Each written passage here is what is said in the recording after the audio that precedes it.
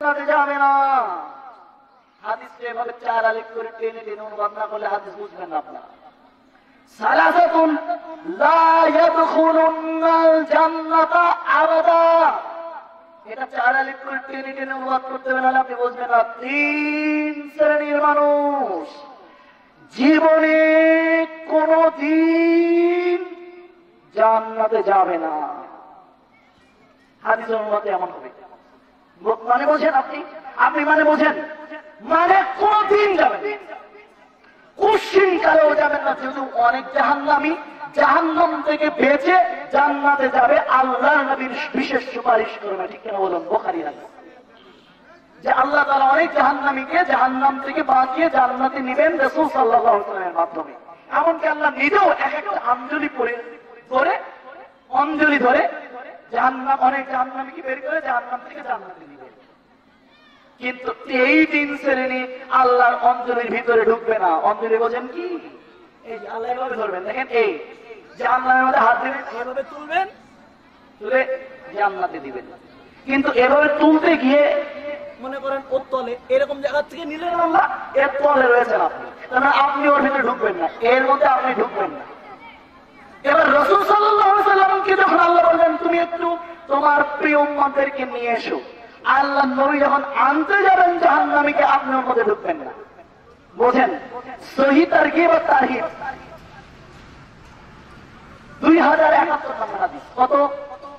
সহিহ হাদিস বর্ণনা করছি। পৃথিবীর কোন মুহাদ্দিস এই হাদিসের মধ্যে একটা কুটা ঢোকাতে পারবে না ইনশাআল্লাহ, একটা নোক্তা পরিবর্তন করা যাবে না। এর নাম সহিহ হাদিস। আপনাকে বোঝাচ্ছি, আপনি মুসলিম বুঝুন, ইসলাম বুঝুন, ভালো করে বুঝুন, কান খাড়া করে শুনুন, ভালো করে বুঝুন, কান খাড়া করে শুনুন। বলছিলাম ভাইরা আমার নবী বলছেন এই তিন শ্রেণী জীবনে জান্নাতে যাবে না। তার মধ্যে এক শ্রেণীর কথা আল্লাহ নবী বলছেন আল মান্নানুন, 2 নম্বর বলছেন আতায়ুসুন, 2 নম্বর বলছেন রাজুলাতুম মিনান নিসাই, 3 নম্বর বলছেন মান্নানুন। 1 নম্বর বললেন ওই দায়ুস, এটার ব্যাখ্যার প্রয়োজন নেই। 2 নম্বর বলছেন রাজুলাতুম মিনান নিসাই। কি বললেন? রাজুলাতুম মিনান নিসাই। 3 নম্বর বলছেন মান্নানুন। এই 2 নম্বর, এই পরের 2টা আল্লাহর নবী সাহাবা আজমাইনও বোঝেন নাই, 3টাই বোঝেন নাই। প্রথমটা তো বোঝালাম আপনাকে, আল্লাহর নবী বুঝিয়েছিলেন যেভাবে সেভাবে। দ্বিতীয় বলছেন যে রাজুলাতুম মিনান নিসাই, পুরুষ মার্কা মেয়ে লোক। কি বললাম? পুরুষ মার্কা মেয়ে লোক। কি বললাম? পুরুষ মার্কা মেয়ে লোক। কি বললাম? পুরুষ মার্কা মেয়ে লোক। পুরুষ মার্কা মেয়ে লোক মানে, পুরুষ মার্কা মেয়ে লোক মানে যে মেয়েটা পুরুষের সঙ্গে চলে, পুরুষের মতো চুল ছোট করে কেটে রাস্তা দিয়ে হাঁটে, এ হচ্ছে পুরুষ মার্কা মেয়ে লোক। যে মেয়েটা রাস্তায় চলার সময় পুরুষের মতো গেঞ্জি পরে, যে মেয়েটা রাস্তায় চলার সময় পুরুষের মতো প্যান্ট পরে, ওই যে আব্দুর রহিম সাহেবের মেয়েটা, আব্দুর রহমান সাহেবের মেয়েটা, দেখেন না, আব্দুল করিম সাহেবের মেয়েটার কথা বলছি।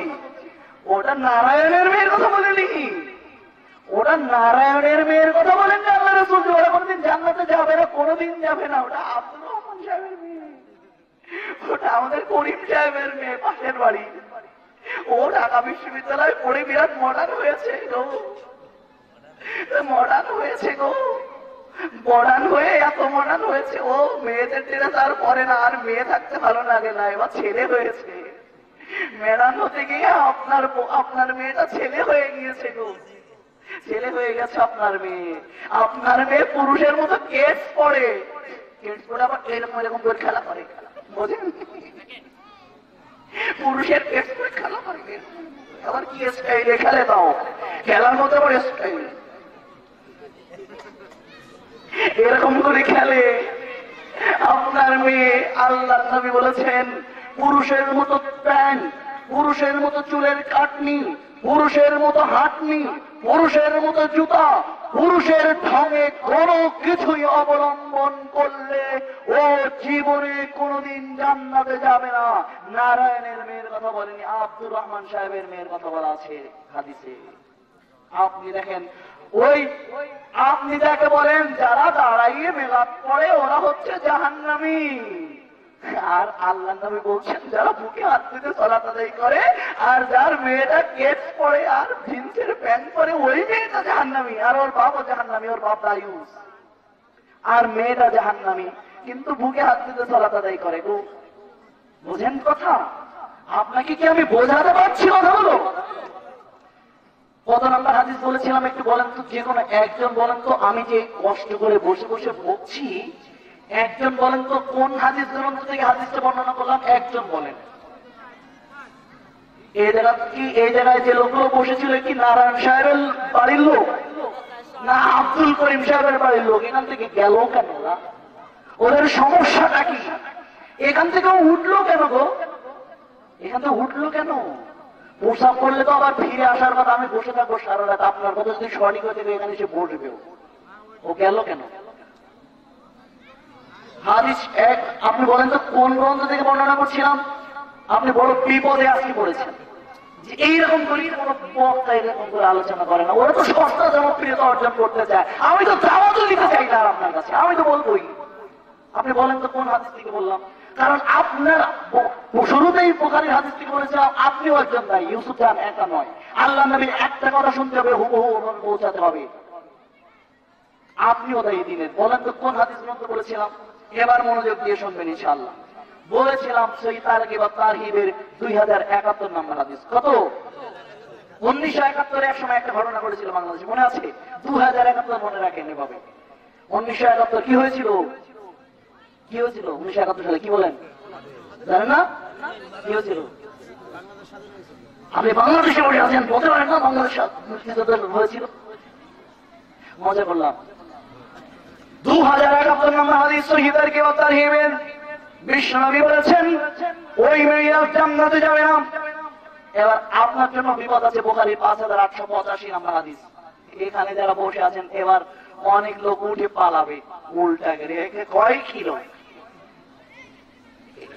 হয়ে আমরা নিয়ে আসলাম বেড়াচড়ে, গাড়ি ভাড়া করিয়ে টাকা দিয়ে খরচ করলাম, এই করে আমাদের কি কয়? আপনার বিরুদ্ধে চলে যাচ্ছে, কি করবো বলেন? হাদিসে আছে, বলতে হবে গো।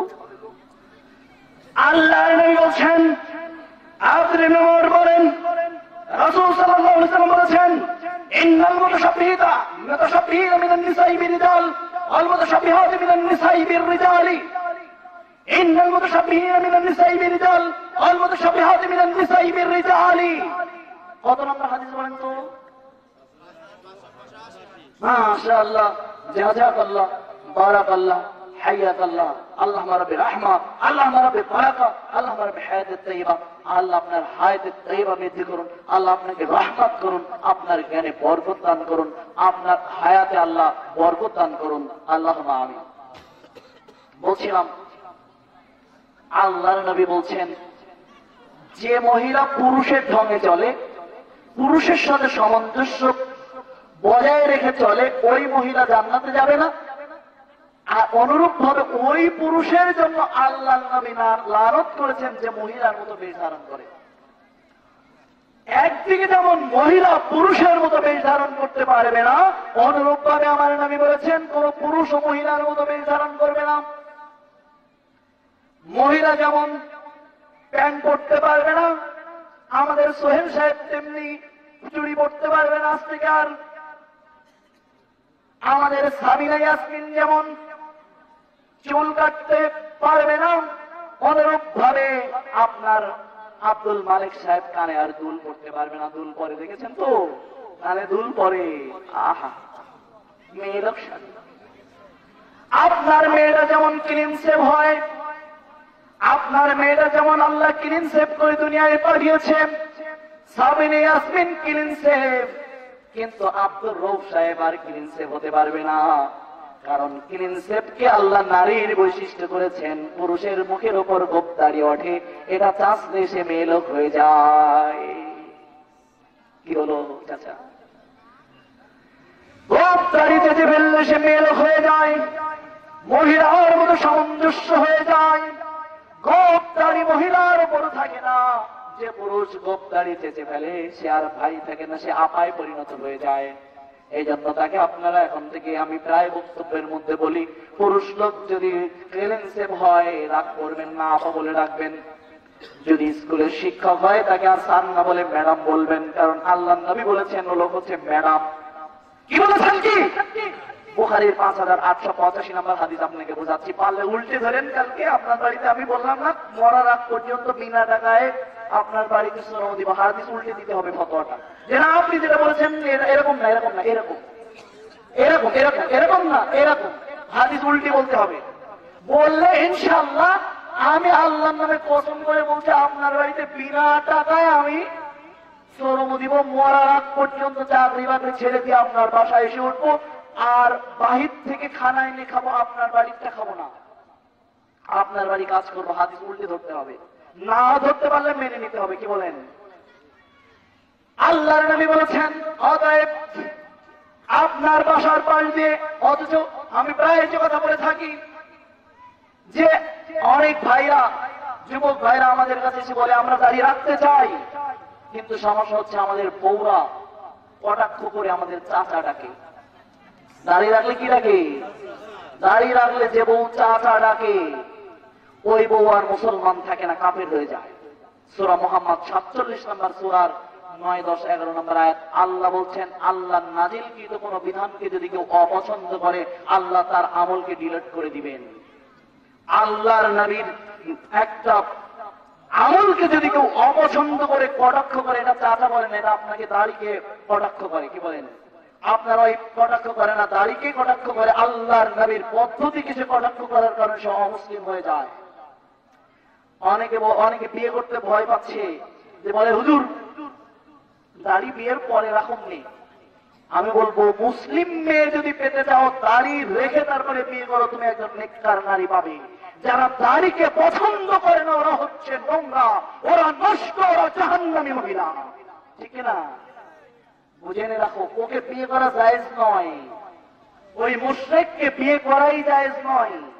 ভাইরা আমার, যে কথা বলছিলাম, আব্দুল্লাহ ইবনে ওমর বলেন রাসূল সাল্লাল্লাহু আলাইহি ওয়াসাল্লাম বলেছেন খালিফুল মুশরিকিনা ফুশশারাকুল্লাহা, তোমরা মুশরিকদের বিরোধিতা করো, খুব ছোট করো এবং দাড়িকে লম্বা করে দাও, খুব ছোট করো এবং দাড়িকে লম্বা করে দাও। আপনি বলবেন না হুজুর কাটতে কাটতে ছাড়তে ছাড়তে যতদূর রাখা যায় ফ্যাশন করুন, ফ্যাশন এটাও হারাম। দাড়ি ছোট করা হারাম ফতোয়া নাও, দাড়ি কাটাও যা, দাড়ি ছাটাও তাই, স্ক্রিন সেভ হওয়া যা, এরকম ছোট ছোট রাখা একই কাজ। এরকম ছোট ছোট করে কেটে দেয়, আহা তারপরে কাটো কেন? হাদিস বোঝো? তোমার হুজুর বোঝে হাদিস? বলে না এটা আব্দুল্লাহ ইবনে ওমর বলেছেন এরকম এক মুষ্টির পরে কাটা যায়। তুমি হাদিস বোঝো? তোমাকে বোঝাচ্ছি না। আল্লাহর নবী বলেছেন খলিফুল মুশরিকুনা, বুখারী থেকে বর্ণনা করছি, তুমি বোঝো। বুখারী থেকে বর্ণনা করছি, তুমি বুঝতে চেষ্টা করো যে হাদিস বোঝো কিনা। আমাকে দাওয়াত দেওয়ার দরকার নেই, যা কয়েকজন বোঝার চেষ্টা করে বুঝে যাও। আল্লাহর নবী বলেছেন খলিফুল মুশরিকিনা, হাদিসের গভীরতা বোঝো, হাদিসের গভীরতা বোঝো। খলিফুল মুশরিকিনা, মুশরিকদের বিরোধিতা করো। মুশরিকদের বিরোধিতা করো মানে আবুশারকুল্লাহা, খুব ছোট করো এবং দাড়িকে ছেড়ে দাও, খুব ছোট করো এবং দাড়িকে ছেড়ে দাও। দাড়িতে হাত দেওয়ার কোন অধিকার তোমাকে দেওয়া হয়নি। বুখারী 5472 নম্বর হাদিস, ইসলামিক ফাউন্ডেশন 9 নম্বর খণ্ড 359 নম্বর পৃষ্ঠা, 5472 নম্বর হাদিস। এই দেখো হাদিস। বললেন মুশরিকদের বিরোধিতা করো, বিশ্বনবী বললেন মুশরিকদের বিরোধিতা করো। আল্লাহর নবী বললেন মুশরিকদের বিরোধিতা করো। কাদের বিরোধিতা করো? মুশরিকদের বিরোধিতা করো। মুশরিককে, মুশরিক কি বারাক ওবামা মুশরিক কিনা? রবীন্দ্রনাথ ঠাকুর, মোদি মুশরিক কিনা? দেখবেন মোদির দাড়ি দেখলে আপনি বুঝতে পারবেন মোদি হলো মুশরিক, কারণ ওর গোপ ছোট দাড়িও আল্লাহ নবী বলছেন মুসলিমদের আচরণ পুরো বিপরীত, কখনো কোন মুশরিকের সাথে মিশবে না। দেখেন রবীন্দ্রনাথ ঠাকুর, ও যে মুশরিক, দাড়িও লম্বা, গোপও লম্বা, আছে কি নাই?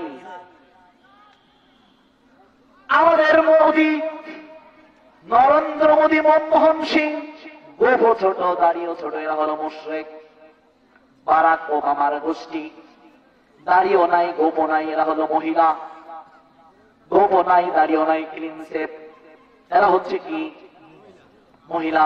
এদের দেখলেই বোঝা যাবে। আল্লাহ নবীর থিওরি দেখুন, খলিফুল মুশরিকুন, মুশরিকদের বিরোধিতা করো কিভাবে? তুমি দেখো, দাড়ি লম্বা করো, গোপ ছোট করো, তুমি কখনো বুঝবে না যে তুমি মুশরিক। কারণ রবীন্দ্রনাথের সাথে তোমার মিল নাই, আছে? মোদির সাথে তোমার মিল নাই, আছে? মোদির সাথে মিল আছে? মোদির সাথে তোমার মিল নাই। মনমোহন সিং এর সাথে তোমার মিল নাই, বারাক ওবামার সাথে মিল নাই, ট্রাম্পের সাথে তোমার মিল নাই, অন্যান্য লক্ষ কোটি মুশরিক তুমি যদি পৃথিবীতে দেখো, আর একজন আমার নবীর এই থিওরি বাস্তবায়ন করে যদি কেউ দাঁড়িয়ে রাখে, তাহলে মুসলিম এবং মুশরিক চিনে নিতে কোনো কষ্ট হবে না। তাহলে কি করতে হবে? নিঃসন্দেহে মেনে নাও বুখারীর 9 নম্বর খণ্ড 359 নম্বর পৃষ্ঠার 5472 নম্বর হাদিস, খলিফুল মুশরিকুনা, মুশরিকদের বিরোধিতা করো, দাড়ি লম্বা করে দাও, গোপ ছোট করে দাও। এবার বলবেন, এবার দেখেন আমাদের সহি হাদিস, সহি আকীদার মাননেওয়ালারা এটা রাখেন নাম কি? দাড়ি। এই যে দেখেন, এই যে এটাকে কি বলে? এটা এই কমা রাখে, এখানে একদম বলছে কমা রাখে, কমা, কমা বুঝেন? এই জায়গায় কমা রাখে। এটা নাকি কোন মায়ে তাড়ানো, বাপে খেদানো, কোন শিল্পীর স্টাইল, তাও শিল্পীর মহাব্বতে এই জায়গায় কমা দেয়, ট্রান্স কাট দেয়। দেখেন এখান থেকে ছাটে, এখান থেকে এখানে রাখে, মেসি ছাট, হ্যাঁ, ট্রান্স কাট। কিন্তু আপনি 100 the most influential personalities in the world, এই বইয়ের 33 নম্বর পৃষ্ঠার 12 নম্বর লাইনের মধ্যে মাইকেল হান্টের একটা বক্তব্য আছে। তিনি বলেন, one of the religion, social and political personalities in the world, Hazrat Muhammad sallallahu alaihi wasallam was one of the most successful and the best leaders. সুবহানাল্লাহ বলেন, জোরে বলুন সুবহানাল্লাহ। সে একজন খ্রিস্টান পাদ্রী আমার নবীকে মূল্যায়ন করছে কিভাবে জানেন? বলছেন, ওয়েল অফ দ্য সোশ্যাল, সমস্ত সামাজিক, রিলিজিয়ান, ধর্মীয় এন্ড পলিটিক্যাল এবং রাজনৈতিক পার্সোনালিটিস ইন দ্য ওয়ার্ল্ড, যত পার্সন বা ব্যক্তিত্ব পৃথিবীতে এসেছেন, হযরত মুহাম্মদ সাল্লাল্লাহু আলাইহি ওয়াসাল্লাম was one of the most successful and the best leader, and his ranking is one. বলছেন তিনি হচ্ছেন সমস্ত ধর্মীয়, সামাজিক, রাজনৈতিক ব্যক্তিদের মধ্যে সবচেয়ে সফল, সেরা এবং 1 নম্বর রাষ্ট্রনায়ক। কে বলছেন? খ্রিস্টান, মেসিদের দাদা। মেসিদের দাদা আমাদের নবীকে এভাবে মূল্যায়ন করছেন। তার মানে আমার আল্লাহ বলছেন, লাকাদ কানা লাকুম ফি রাসূলিল্লাহি উসওয়াতুন হাসানাহ, তোমাদের জন্য you have remain the best style in the life of মুহাম্মাদুর রাসূলুল্লাহ। তোমাদের জন্য সর্বশ্রেষ্ঠ এবং উত্তম স্টাইল রয়েছে, উসওয়াতুন মিসওয়াতুন। বলেছেন যে তোমাদের জন্য সেরা স্টাইল আমি মেসির মধ্যে রেখেছি। না কে কথা বলেছেন? লাকাদ কানা লাকুম ফি শাহরুখ খানুন উসওয়াতুন হাসানাতুন, শাহরুখ খানের মধ্যে তোমাদের জন্য আমি উত্তম আদর্শ রেখেছি, এই কথা বলেছেন।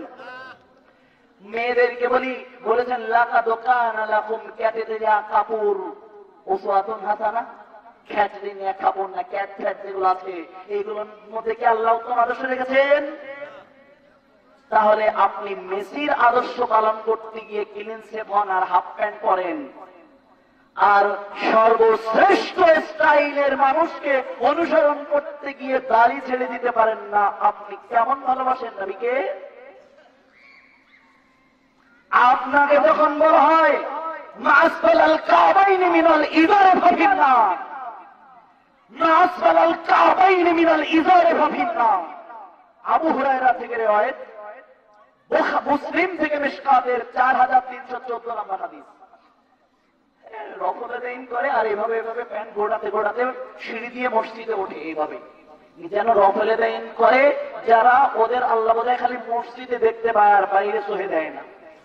এই জন্য এভাবে গোটাতে গোটাতে প্যান্ট গোটাতে গোটাতে মসজিদে যায়, সালাত শেষ হলে মসজিদ থেকে গোটাতে গোটাতে নামায়। সহিহ হাদিস মানে নাকি এই বেটা? এটা কি জাল হাদিস নেই যে মাস করাল কাবাইনি মিনাল ইজারে বাফিন নার, যে ব্যক্তি টাকনুর নিচে কাপড় ঝুলিয়ে পড়বে লোকটার নাম জাহান্নামী? বলেছেন কি রাসূল সাল্লাল্লাহু আলাইহি ওয়াসাল্লাম যে নামের নিচে হাত দিতে সালাত আদায় করবে সে জাহান্নামী? কিন্তু যে বুকের উপর সালাত হাত দিতে সালাত আদায় করছে, সালাতের জোরে আমিন বলছে, ও টাকনুর নিচে কাপড় ঝোলালো, তুই যেখানে হাত দিতে সালাত আদায় করিস না কেন আল্লাহর কিচ্ছু যায় আসে না, তোর নাম জাহান্নামী। নাবিন নিচে আর 20 টাকা সালাত আদায় করলে কোন হাদিসে পাবেন না সেখানে ডিরেক্ট জাহান্নামী বলা হয়েছে, কিন্তু টাকনুর নিচে কাপড় পরলেই ও জাহান্নামী। দেখেন হাদিস 4314 নম্বর হাদিস, বুখারী মুসলিম থেকে মিশকাত পড়ে দেখেন। আপনি কি মনে করেন আপনি হাফ প্যান্ট করছেন লজ্জা লাগে না? মুসলমান যুবক মেসির সুন্নাত পালন করতে গিয়ে 10 নম্বর জার্সি 10 নম্বর প্যান্ট পরে তুমি সমাজ দিয়ে ঘুরে বেড়াও, আর আমার নবীর কথা অনুযায়ী চার আঙুল কাপড় পরতে পারো না, তোমার নাম আহলে হাদিস নয়, তোমার নামই আহলে খবীস। জি, জেনে নাও, বুঝে নাও, হাদিস জেনে নাও। তুমি সুন্নাতের অনুসরণ করছো না, তুমি জাহান্নামীদের অনুসরণ করছো। আল্লাহ তোমাকে হেফাজত করুন, আল্লাহ তোমাকে বোঝার তৌফিক দান করুন, আল্লাহুম্মা আমিন। ভাইরা আমার, বলছিলাম সমাজে আজ চলছে পুরো উল্টা দিকে। আজকে বলছিলাম সমাজ যখন বলি আল্লাহর নবী বলেছেন, খুব অল্প সময়ের মধ্যেই শেষ করছি, খুব অল্প সময়ের মধ্যেই বক্তব্য শেষ করছি। আল্লাহর নবী বলেছেন, মান বাদা লা ইশরিকু বিল্লাহি শাইআন ফাদাখালাল জান্নাহ, যে ব্যক্তি শিরিক বিহীন মরতে পারবে। মুসলিমের 93 নম্বর হাদিস, সহিহ মুসলিমের 93 নম্বর হাদিস, যে ব্যক্তি শিরিক বিহীন ইন্তেকাল করতে পারবে, ঈশ্বর নবী বলছেন ফাদাখালাল জান্নাহ, সে নিশ্চিত জান্নাতে যাবে। আর যে ব্যক্তি শিরিক করে মরবে সে জাহান্নামে যাবে। আল্লাহ বলছেন, ইন্নাহু লা ইয়াগফিরু আন ইউশরাকা বিহি ওয়া ইয়াগফিরু মা দুনা যালিকা লিমান ইয়াশা, নিশ্চয়ই আল্লাহর সাথে শিরিককারীকে আল্লাহ কখনো মাফ করবেন না, এছাড়া অন্য যে কাউকে যে কোনো সময় ক্ষমা করবেন। আপনি বলছেন না আপনি সহিহ আকীদার মানুষ, আপনি শিরিক টিরিক করেন না। ও শিরিক করে যারা মাজারে যায়, ওরা সব মাজারে যায়, খুব মুখরোচক কিছু শব্দ শিখে আছে, আসলে মাজারে যায় ওরা শিরিক করে, ঠিক আছে, কিন্তু বেটা তুই তো হাজারটা শিরিক করিস। কয় না ওরা মাজারে যায়, ওরা পীরের কাছে গিয়ে সেজদা করে, ওরা সব শিরিক করে। হ্যাঁ, ওরা তো শিরিক করেই, বেটা তুইও তো করস। দিনাজপুরে গিয়েছি, আমার সফর সঙ্গী, আমার অত্যন্ত কাছের মানুষ, অনেক কষ্ট করে দিনের জন্য, খালেদা মাহমুদ ভাই পাশেই রয়েছেন।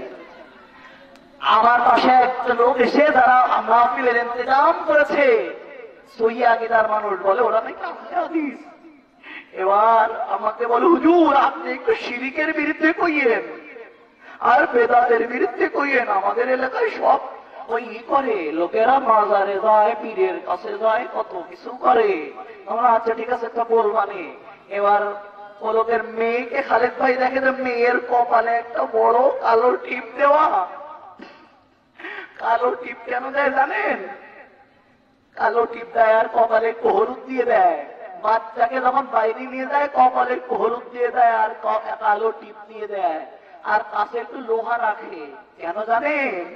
যাতে ওদের যেন জেনবুতে না ধরে, লোহা ওদের বাঁচাবে আর কালো টিপ বাঁচাবে। হিন্দুদের কালী পূজা আর ওই ছাগলটার মধ্যে কোনো পার্থক্য আছে? হিন্দুরা কালী পূজা করে, এ ছাগলও কালী পূজা করে, কপালে টিপ দিয়ে কালী পূজা করছে। ও আমাকে শিরিকের বিরুদ্ধে কথা কইতে কয়। সরিষার মধ্যে ভূত, ভূত সরিষার মধ্যে তালা বেঁকে পাগল বাচ্চা রশি দিয়ে রশি পাগল হয়েছে, বাঁধবে কে? পাগল পাগলামি করে কয় রশি দিয়ে বাঁধ, এবার রশি নিজেই পাগলা, বাঁধবে কে? রশিকে বাঁধবে কি দিয়ে? ভূত তাড়াবে সরিষা দিয়ে, সরিষার মধ্যে ভূত, ভূত তাড়াবে কে? এ বেটা কালী পূজা করে, কাছে একটু লোহা রেখেছে, কয় লোহা রাখলে সন্তানকে বাঁচাবে, লোহায় বাঁচাবে। এগুলো কাফের মুশরিকদের কাজ ছিল, এ কাজ আমাদের সহিহ আকীদার লোকেরা করে। এই দেখেন, এরপরে এই লোকটা একটা সহিহ আকীদার বিরাট বড় আলেম, তার মোটরসাইকেল চুরি হয়ে গেছে। ও বারবার কয় দেখো পাশের লোকেরা, ওর পাশের এক ভাবির কানের দুল চুরি করে নিয়ে গেছিল, ওই পাশের হুজুরের কাছে গেছিল, জানো হুজুর সব তুইয়ে দিছে, চোর চুরি করে কোথায় রাখছে কি বৃত্তান্ত সব পেয়ে গেছে, তুমি না একটু চলো, এত দামের মোটরসাইকেলটা চুরি করে নিয়ে গেল, তুমি এক কাজ করো একটু চলো, পরে তওবা করে নিও, হুজুরের কাছে চলো। এবার আমাদের হুজুর ওই হুজুরের কাছে গেছে, বউকে নিয়ে লোকটা হলো সৈয়াদিতে দাওয়াত দেয়, হুজুরের কাছে গেছে। হুজুরের ব্যাপারে আল্লাহ নবীর ফতোয়া দেখেন, আল্লাহ নবী বলেছেন মানা তাকাহিনা নাওরাফান ফাসাদাকাহু বিমা ইয়াকুলু ফাকাদ কাফারা বিমা উনজিলা আলা মুহাম্মাদিন সাল্লাল্লাহু আলাইহি ওয়াসাল্লাম। আবু দাউদের 3409 নম্বর হাদিস। চোর চুরি করে নিয়ে গেলে হুজুরের কাছে আয়না পড়তে যদি যায়, আয়না পড়ে যদি হুজুর বলে দেয় চোর কি চুরি করেছে, চুরি করে কোথায় রেখেছে, এই কথা যদি কোন হুজুর বলে দিতে পারে বলে দাবি করে, সে গায়েব জানে বলে দাবি করে মূলত। কারণ চোর যখন চুরি করেছিল আল্লাহ এবং চোর ছাড়া আর কেউ ছিল না, তো হুজুর বলল কি করে? কি বলেন? আল্লাহ নবী বলেছেন মানা তাকাহিনান আও রাফান ফাসাদাকাহু বিমা ইয়াকুলু ফাকাদ কাফারা বিমা উনজিলা আলা মুহাম্মাদিন সাল্লাল্লাহু আলাইহি ওয়াসাল্লাম। আল্লাহর নবী বলছেন যে ব্যক্তি গণকের কাছে গেল, তার বলা কথায় বিশ্বাস করলো, ফাকাদ কাফারা, সে কাফের হয়ে গেল, বিমা উনজিলা আলা মুহাম্মাদিন সাল্লাল্লাহু আলাইহি ওয়াসাল্লাম, মুহাম্মদ সাল্লাল্লাহু আলাইহি ওয়াসাল্লামের উপর আনিত দিনকে অবিশ্বাস করে সে কাফের হয়ে গেল। দেখেন তো হুজুর, এবার আপনি আর সহিহ আকীদা, আমার নিজের বোন, এই বেচারির বিয়ে দিছিলাম এক ভালো জায়গায়, যাই হোক নাম নাই বা বললাম, বললে আপনারা অনেকে চিনে ফেলবেন। এখন আমার বোনের যে সমস্যাটা হয়ে গেল, বোনের কিছু সমস্যা হলো, আর আমার বোনের হাজবেন্ডের সমস্যা হয়ে যাওয়ার পর, সমস্যা কি বলবো, আর তাদের সন্তান হচ্ছিল না, অনেক কষ্ট করার পর হলো না। যখন হলো না, এরপরে তাদের আরো কিছু সমস্যা ছিল, এখন চলে গেল বসন্তপুর নামক এক হুজুরের কাছে। স্বামীকে কোন রকম বুঝিয়ে নিয়ে গেল যে দেখো তুমি সহিহ আকীদার মানুষ, এটা সেটা অনেক কিছু, যাই হোক তো ওটাও পরে হবে, আমাদের আগে দরকার সন্তান, আকীদাটা কি পরে। এবার কি করলো, সেখানে গেল হুজুরের কাছে, ভয় পায়, ঘরের মধ্যে নাকি জিন এসে তাড়ায়, কত কিছু। হুজুরের কাছে গিয়েছে, হুজুর এখানে তাবিজ, এখানে তাবিজ, গলায় তাবিজ, কোমরে তাবিজ, সব জায়গায় তাবিজ দিল। আমি বললাম কি ব্যাপার, তোরা না সহিহ আকীদার মানুষ, তোর গায়ে সব কি? কয় হুজুর তাবিজ দিছে। আমি বললাম আল্লাহ নবী বলেছেন মান তাআল্লাকা তামিমাতান ফাকাদ আশরাকা, যে ব্যক্তি তাবিজ ঝোলালো সে শিরক করলো। এটা যে সহিহ হাদিস, মুসনাদ আহমদের 16771 নম্বর হাদিস। যে ব্যক্তি তাবিজ ঝোলালো সে শিরক করলো। মুসলমান সাহায্য যাবে কার কাছে? বিপদে পড়লে সন্তান কামনা করবে কার কাছে? নাকি কোন খাজা বাবার কাছে? খাজা বাবা সন্তান দিতে পারবে? পীরি বাবা, কোন মাজারওয়ালা, দরগাওয়ালা, দুর্গাওয়ালা, কোন হুজুর তাবিজ দিয়ে সন্তান দিতে পারে? কেউ যদি বিশ্বাস করে অবশ্যই সত্য বসে আল্লাহই দিতে পারে, আল্লাহর কাছেই যাইতে হবে। সন্তান নাও হতে পারে, কিন্তু আমি মুশরিকি কাজ করতে পারি না। আশ্চর্য জাতি আজ এভাবে শিরকের মধ্যে পরতে পরতে ঢুকে যাচ্ছে, মনের অজান্তে ঢুকে যাচ্ছে। হাজারো শিরকের সাথে আজ জাতি লিপ্ত রয়েছে, অথচ কারো এতটুকু ভ্রুক্ষেপ নাই। ভাইরা আমার, আপনাদের অনেক কষ্ট হচ্ছে, আমি বুঝতে পারছি। আমি আলোচনা এখন এই শেষের দিকে নিয়ে আসি, সামনে আর এগোনো ঠিক হবে না, যেহেতু মনে হচ্ছে ওভাবে বসা জায়েজ নয়। আপনি হাত সামনে দিয়ে বসুন, এইভাবে পিছনে ঠ্যাক দিয়ে কোনোদিন বসবেন না। কেমন ভাবে? এইভাবে পিছনে ঠ্যাক দিয়ে জাহান্নামীদের বসা। আল্লাহর নবী এভাবে বসতে নিষেধ করেছেন, কেউ আর এভাবে বসবেন না। কষ্ট হচ্ছে বুঝতেছি, আমারও হচ্ছে। এই কষ্টের একটা বিনিময় আছে। সর্বশেষ হাদিস শুনে চলে যান। আবু হুরায়রা বলেন, রাসূল সাল্লাল্লাহু আলাইহি ওয়াসাল্লাম বলেছেন, সালাসাতুন লা তারাইনুহুম নার আলিয়াউমাল কিয়ামা। সালাসাতুন, এই ছেলেরা, এইগুলোকে ধরে একটা একটা করে ধরে নিয়ে এসো তো। আই, এখান থেকে ভলান্টিয়ার কে আছো? ভলান্টিয়ার কে আছো? এই ছেলেগুলোকে নিয়ে আমার কাছে নিয়ে আসো। এই ছেলেগুলোকে ধরে নিয়ে আমার কাছে নিয়ে আসো। বলছিলাম, আমার নবী বলেছেন, সালাসাতুন লা তারাইনুহুম নার আলিয়াউমাল কিয়ামা। তিন শ্রেণীর চক্ষু জাহান্নামে যাওয়া তো দূরের কথা, জাহান্নামের আগুন চোখে পর্যন্ত দেখবে না। আজকে যারা চলে গেছে তাদের এই হাদিস কপালে জুটলো। এই হাদিসটার মাপ কতটা আপনার বাসায় যে মেপে কালকে আমাকে জানিয়ে দিন ফোন করে। যেটা মেপে দেখলাম কত কেজি ওজন হলো। আপনার দুনিয়ার কোনো বাটখারা দিয়ে ওজন করতে পারবেন, এর ওজন এত। হাদিসটা শুনেন, বুঝতে পারবেন। কপাল পোড়া কিছু কিছু গেছে, হয়ে গেছে। এ দেখেন, এ দেখেন, আমার নবী সাল্লাল্লাহু আলাইহি ওয়াসাল্লাম বলছেন, সালাসাতুন লা তারাইনুহুম নার আলিয়াউমাল কিয়ামা। তিন শ্রেণীর চক্ষু জাহান্নামের আগুনে যাওয়া তো দূরের কথা, জাহান্নাম ওরা কিয়ামতের দিন চোখে পর্যন্ত দেখানো হবে না। সুবহানাল্লাহ। মনে করুন, আপনার এখানে যদি একটা বোমা বিস্ফোরণ হয়, আপনার শরীরে বোমার আঘাত না লাগলেও আপনি আতঙ্কে ছোটাছুটি করবেন, করবেন না? আল্লাহ জান্নাত জাহান্নামে যদি নাও দেন, জাহান্নাম দেখি আল্লাহর বান্দাদেরকে আল্লাহ আতঙ্কিত করবেন না, আল্লাহ ওয়াদা করেছেন। এই তিন শ্রেণীর অন্তর্ভুক্ত যদি তুমি হতে পারো, এই তিন শ্রেণীর অন্তর্ভুক্ত যদি হতে পারো, আমার নবী বলেছেন, তুমি জাহান্নামে যাও তো দূরের কথা, জাহান্নামকে আল্লাহ রাব্বুল আলামিন কিয়ামতের দিন তোমাকে চোখে পর্যন্ত দেখে আতঙ্কিত করবে না। তুমি জাহান্নামের আগুন চোখেই দেখবে না। ওয়াইনুন ওয়াদাত মিন খাশিয়াতিল্লাহ, যে চোখ আল্লাহর জন্য কেঁদেছে, যে চোখ আল্লাহর জন্য চোখ থেকে অশ্রু ঝরিয়েছে, আল্লাহর ভয়ে, গুনাহের ভয়ে, জাহান্নামের আগুনের ভয়ে কেঁদেছে, আল্লাহর জন্য যে চোখ কাঁদতে পেরেছে, আমার নবী বলেছেন, ওই চোখ জাহান্নামে যাওয়া তো দূরের কথা, জাহান্নামের আগুন চোখে পর্যন্ত দেখবে না। প্রিয় বন্ধুগণ, জাহান্নামের ভয়ে কাঁদতে হবে, আল্লাহর ভয়ে কাঁদতে হবে। সে সময় তো আজ ডিজিটাল যুগে খুব কম, টিভি নিয়ে ব্যস্ত, বিভিন্ন সিরিয়াল নিয়ে ব্যস্ত। কাঁদবো কখন? জাহান্নামের ভয়ে। টিভি দেখতে দেখতেই তো রাত 1টা, যে সময় আল্লাহ নবী বলেছেন, যখন রাতের শেষ তৃতীয় অংশ চলে আসে, আল্লাহ তাআলা প্রত্যেক রাতেই প্রথম আসমানে চলে আসে আর বান্দাকে বলে, আমাকে বলো কি চাও?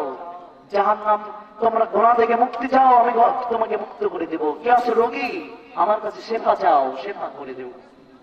এভাবে আল্লাহ একেবারে ফজর পর্যন্ত বলতে থাকেন। ঠিক ওই সময় স্টার জলসা, জি বাংলার সিরিয়াল দেখতে দেখতে ঠিক 1টা বাজে ঘুমায়। মানে আল্লাহ যখন ওঠে, ইহুদি খ্রিস্টানরা কিভাবে মুসলমানদেরকে কবজার মধ্যে নিয়েছে, এটা তো কিভাবে কাকে বোঝাবো? যে সময় মুসলিমরা, আমার নবী ওই সময় উঠতেন, আল্লাহর জন্য কাঁদতেন, জাগতেন।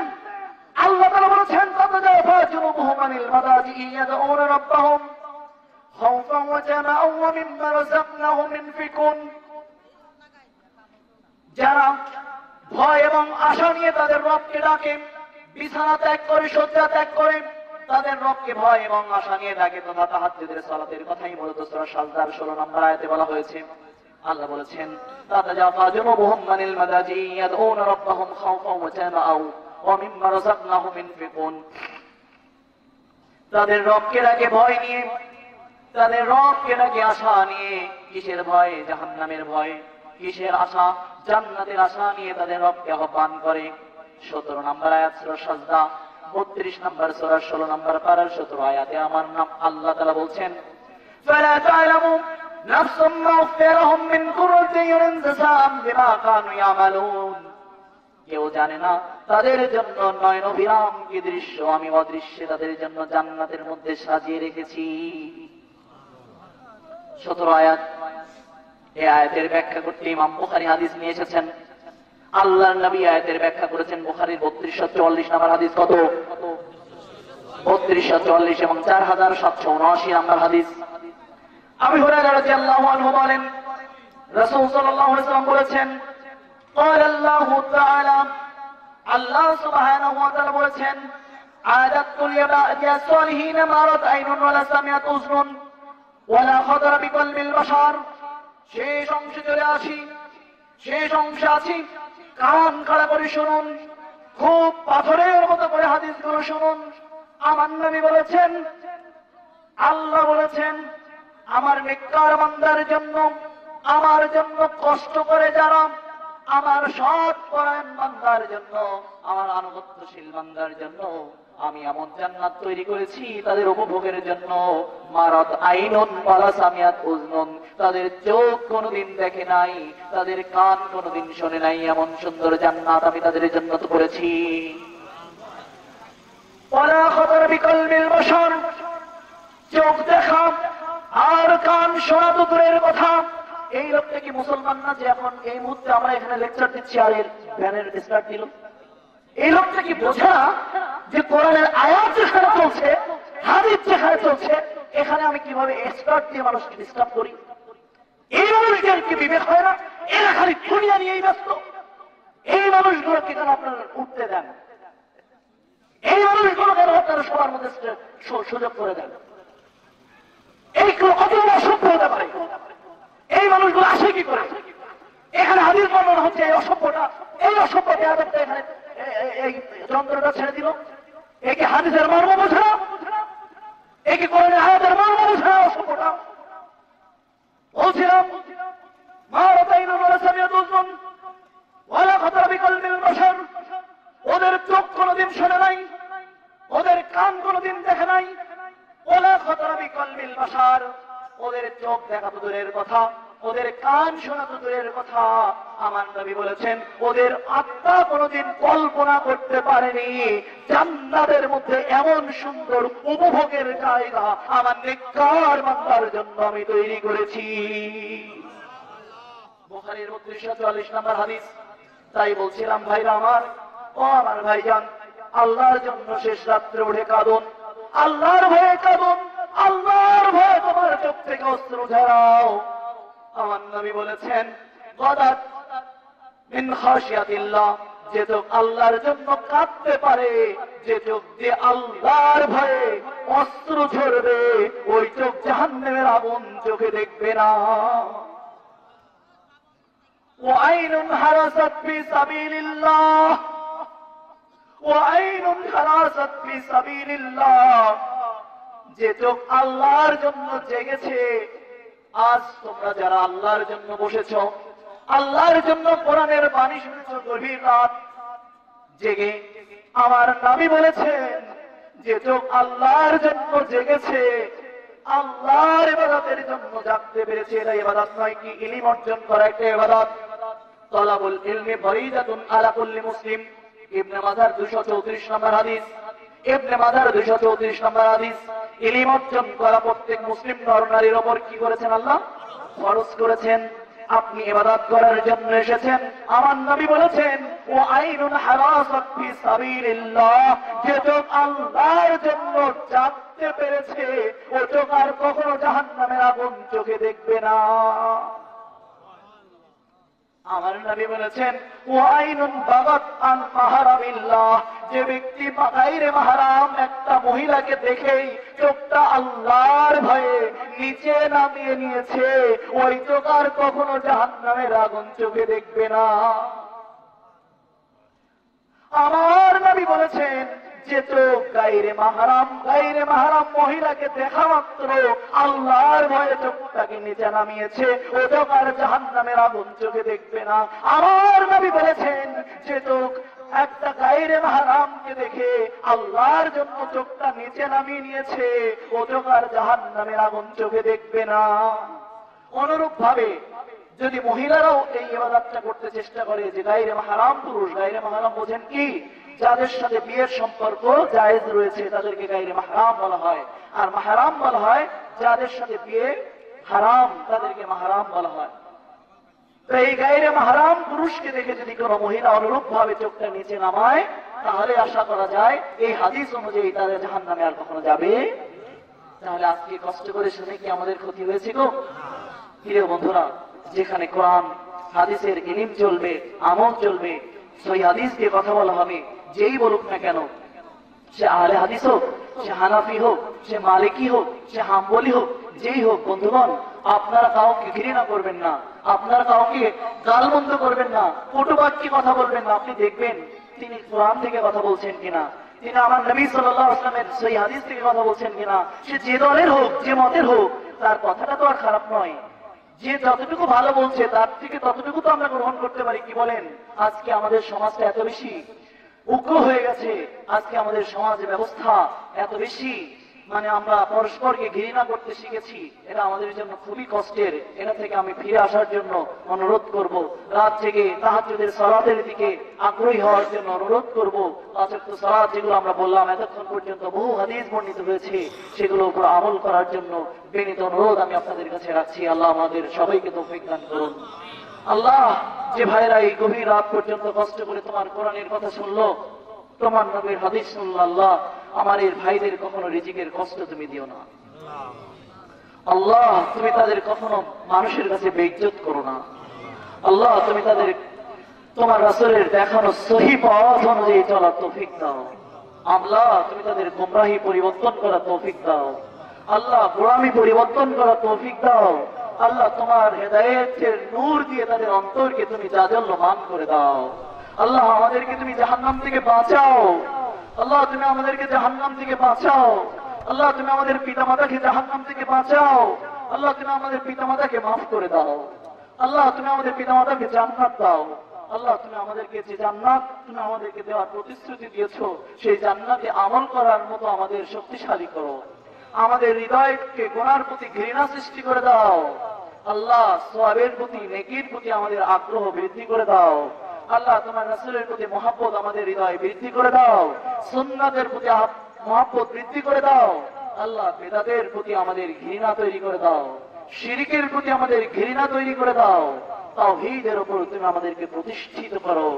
আল্লাহ তোমার রাসূলের উম্মত হিসেবে আমাদেরকে কবুল করো। আল্লাহ রাসূলের শাফায়াত আমাদের জন্য নসিব করো। আল্লাহুম্মা আমিন।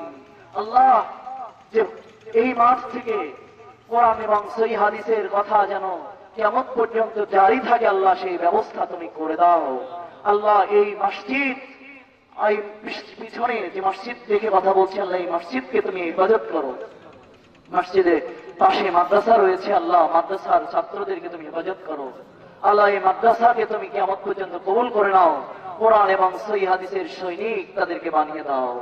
আল্লাহ মাদ্রাসার অনেক সমস্যাগুলো রয়েছে, মসজিদের অনেক অর্থের সমস্যা রয়েছে, আল্লাহ মসজিদের অর্থ দিয়ে তুমি সাহায্য করো। মানুষের কাছ থেকে আমরা চাই না, আল্লাহ তুমি প্রশংসিত ধনী, তোমার কাছেই বলছি, তোমার গায়েবী খাজানা থেকে মসজিদকে তুমি রহমত করো। মসজিদের অপূর্ণ কাজকে তুমি পূর্ণ করে দাও। মাদ্রাসার অপূর্ণ কাজকে তুমি পূর্ণ করে দিও। আমাদের ভাইদেরকে আল্লাহ তোমার হাতেই সুপর্দ করছি, তুমি তাদেরকে হেফাজতে রেখো। আল্লাহ তুমি উত্তম হেফাজত করি। আল্লাহ তুমি উত্তম হেফাজত করি। আল্লাহ আমার মা বোনদেরকে তুমি হেফাজত করো। আল্লাহ তুমি তাদের গুনার প্রতি ঘৃণা তৈরি করে দিও। আল্লাহ তাদেরকে ফাতেমা রাদিয়াল্লাহু আনহার মতো নেককার নারী বানিয়ে দাও। আয়েশা সিদ্দিকা রাদিয়াল্লাহু আনহার মতো নেককার নারী বানিয়ে দাও। সুমাইয়া রাদিয়াল্লাহু আনহার মতো নেককার নারী বানিয়ে দাও। আমাদের মধ্যে খারাপিগুলোকে তুমি পরিহার করে দাও।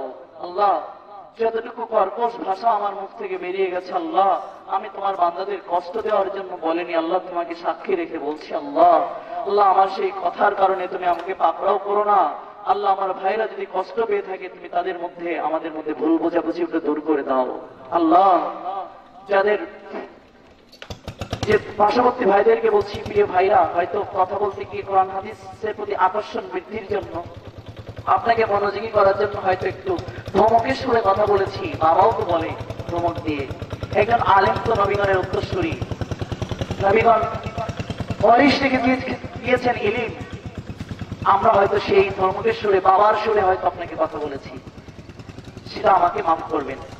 হয়তো অনেককে একটু ধমক দিয়ে কথা বলেছি, আমাকে মাফ করবেন। মুসাফির অবস্থায় আল্লাহর কাছে আপনাদের সুপর্দ করে আজকের বক্তব্য এখানে শেষ করছি। আল্লাহ আমাদেরকে কবুল করুন। সুবহানাকা আল্লাহুম্মা, পড়ুন আমার সাথে, সুবহানাকা আল্লাহুম্মা ওয়া বিহামদিকা আশহাদু আল্লা ইলাহা ইল্লা আনতা আস্তাগফিরুকা ওয়া আতুবু ইলাইক। আসসালামু আলাইকুম ওয়া রাহমাতুল্লাহি ওয়া বারাকাতুহু।